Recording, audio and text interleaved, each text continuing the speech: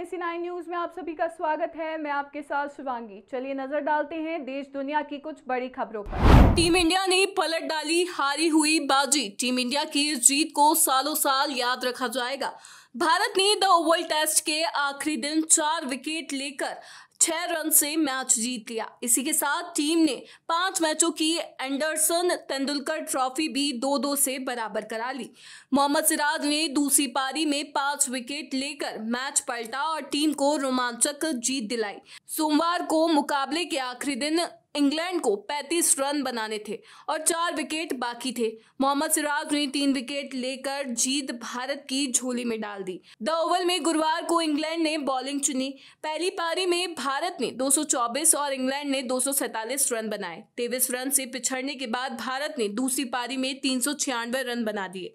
England को 374 run का target मिला। टीम ने 3 विकेट के नुकसान पर 300 रन बना दिए थे। तभी हैरी ब्रुक सेंचुरी लगाकर आउट हो गए। यहां से भारत ने 354 तक इंग्लैंड के 8 विकेट गिरा दिए। इंग्लैंड के लिए इस पारी में गस एटकिंसन ने सर्वाधिक 5 शिकार किए, जबकि जोश टंग ने 3 विकेट चटकाए।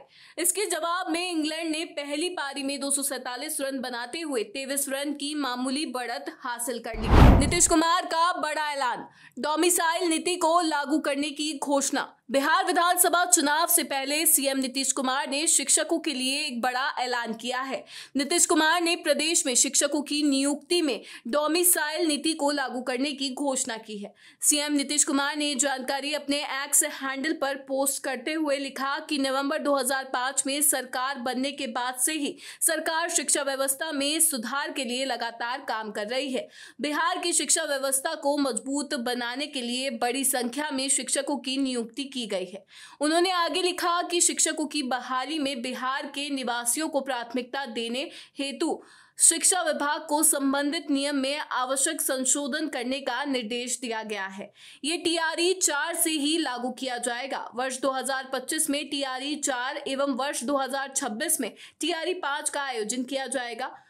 TRE 5 के आयोजन के पूर्व STET का आयोजन करने का भी निर्देश दिया गया है। सीएम नीतीश कुमार के इस फैसले के बाद बिहार के स्थानीय लोगों को इसका फायदा मिलेगा।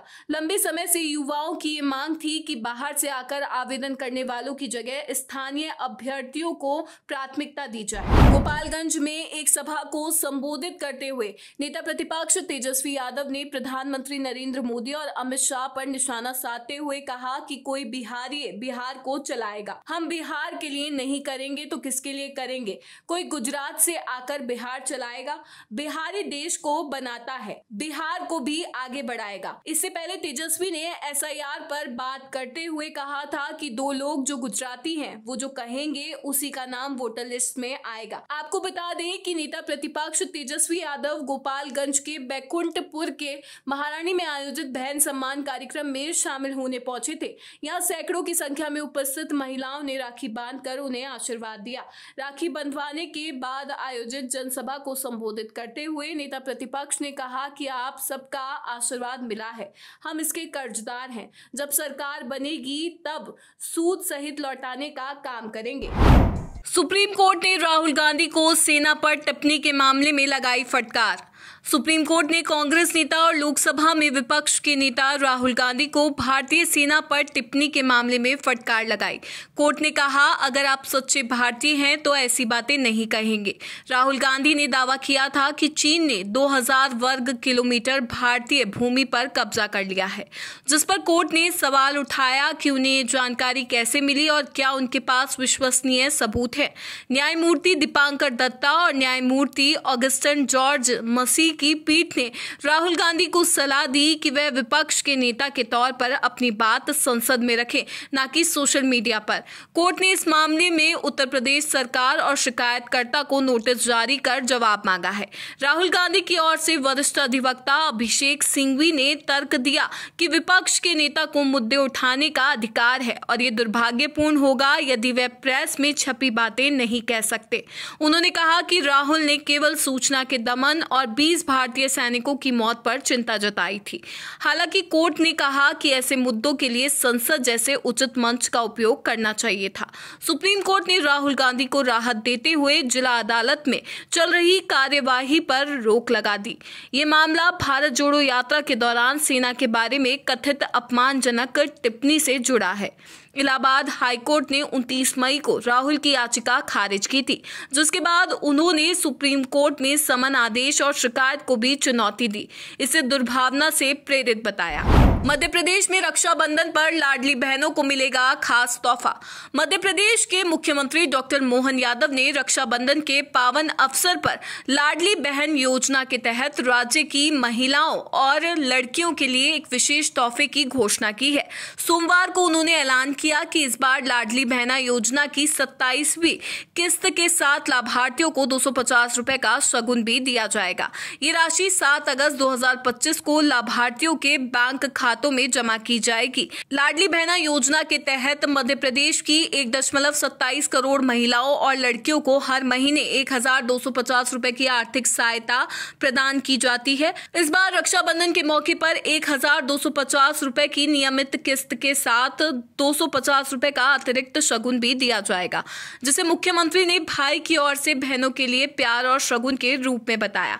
मुख्यमंत्री मोहन यादव ने कहा कि लाडली बहना योजना ने मध्य प्रदेश में महिलाओं के सशक्तिकरण में महत्वपूर्ण भूमिका निभाई है।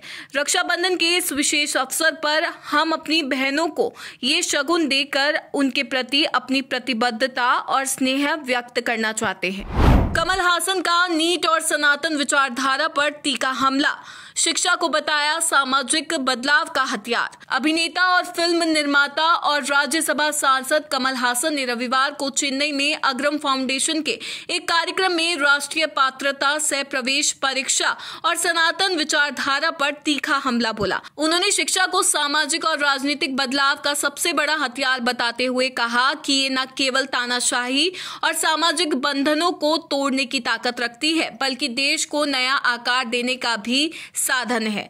कमल हासन ने नीट परीक्षा की कड़ी आलोचना करते हुए कहा कि 2017 में लागू इस कानून ने हजारों छात्रों, खासकर ग्रामीण और आर्थिक रूप से कमजोर वर्गों के बच्चों को मेडिकल शिक्षा से वंचित कर दिया है। उन्होंने कहा, नीट ने कई होनहार छात्रों के सपनों को कुचल दिया है। शिक्षा वह ताकत है जिसके जरिए हम ऐसे कानूनों को बदल सकते हैं। ये सिर्फ एक हथियार नहीं, बल्कि वह औजार है जिससे देश का भविष्य गढ़ा जा सकता है। कमल हासन ने सनातन विचारधारा को भी निशाने पर लिया और इसे सामाजिक असमानता को बढ़ावा देने वाली विचारधारा करार दिया। उन्होंने तमिलनाडु के समाज सुधारक पेरियार ईवी रामासामी की विचारधारा का हवाला देते हुए कहा कि सनातन की जंजीरें समाज को पीछे खींचती है। उन्होंने कहा, शिक्षा ही वह हथियार है जो सनातन और तानाशाही जैसी जंजीरों को तोड़ सकती है। हमें एकजुट होकर शिक्षा के बल पर इन बंधनों से मुक्ति पानी होगी। कमल हासन ने यह भी चेतावनी दी कि कुछ और चीजें हाथ में लेने से जीत नहीं मिलेगी। बहुसंख्यक मूर्ख तुम्हें हरा देंगे। हमें संगठित और शिक्षित होकर आगे बढ़ना होगा। NSE9 न्यूज में फिलहाल इतना ही। आगे की खबरों से अपडेट रहने के लिए बने रहिए NSE9 न्यूज के साथ। नमस्कार।